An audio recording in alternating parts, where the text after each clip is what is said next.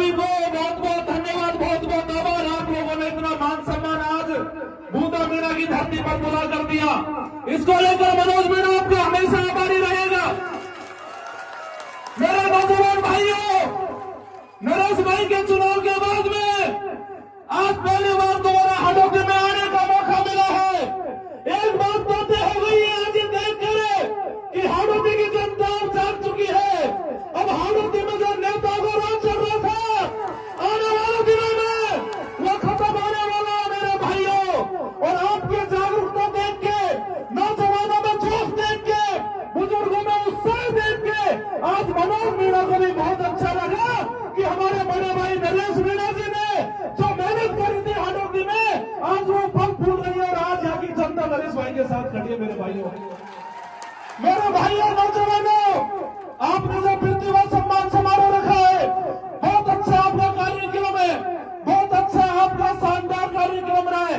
और मैं आपसे क्या कह जाऊंगा कि जितने भी हमारे युवा साथी है, नौजवान भाई है, जिनमें प्रतिभा है, चाहे वो पढ़ने में अच्छे हो, चाहे खेलने में अच्छे हो, उनको आगे बढ़ाओ, उनको सम्मान करो, जिससे वो आगे राजस्थान लेवल पे आपका नाम रोशन कर सके मेरे भाइयों। और मेरे किसान भाइयों, मंच बैठे हो, अपने बच्चों को पढ़ाने पर ध्यान दो। आपके बच्चे पढ़ेंगे तो आपके घर की स्थिति सुधरेगी, आपके परिवार की स्थिति सुधरेगी, गांव की स्थिति सुधरेगी, तभी जाके ये बदलाव होगा मेरे भाइयों। और आप लोगों से बात कहना चाहता हूँ, आज हमारी जो नौजवान पीढ़ी है, हमारे जो युवा साथी है, वो नशे की ओर चला जा रहे हैं।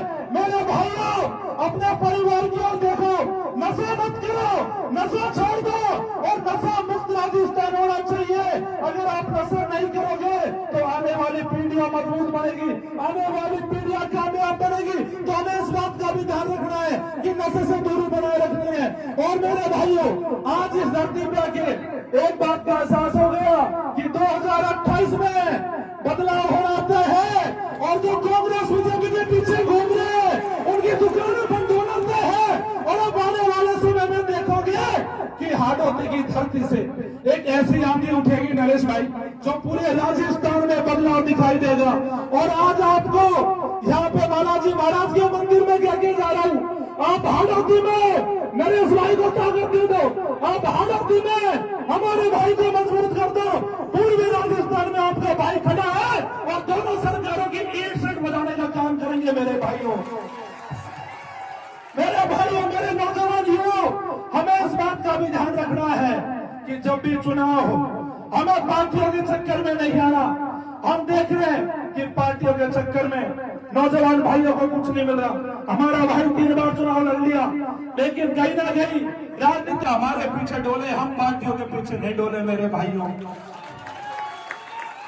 जब मैं यहाँ यूपी की धरती पे आया तो मैंने पूछा नौजवानों से, मेरे भाइयों यह क्या समस्या है, क्या दिक्कत है बूंदी में बताओ।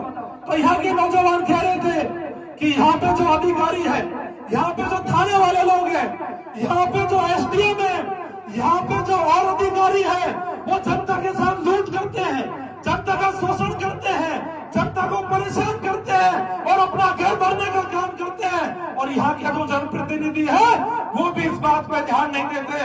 मेरे भाइयों, आपके बीच में क्या क्या जा रहा हूँ, यहाँ का एसपी भी सुने, कलेक्टर भी सुने, और यहाँ का जनप्रतिनिधि भी सुने, और यहाँ के लोकल अधिकारी भी सुने कि आने वाले समय में अगर हमारे गरीब किसान नौजवान भाइयों को, हमारे किसी भी साथी को आपने परेशान कर।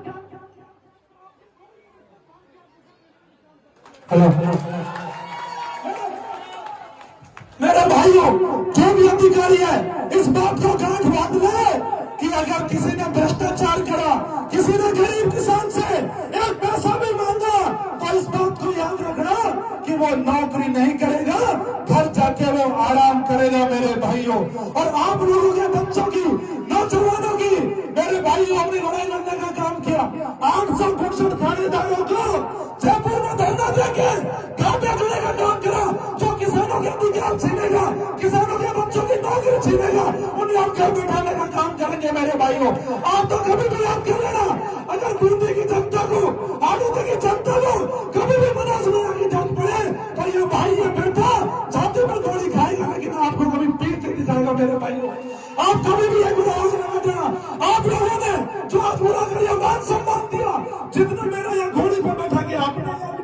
जाए। मैं आज क्या कह रहा हूँ, इस मान सम्मान का मैं ऋणी रहूंगा, मैं आभारी रहूंगा और आपको मेरे हृदय की गहराइयों से दोनों हाथ छोड़ के धन्यवाद देता हूँ कि आप इधर आजा की जनता ने मेरे को इतना मान सम्मान दिया। राम राम साहब।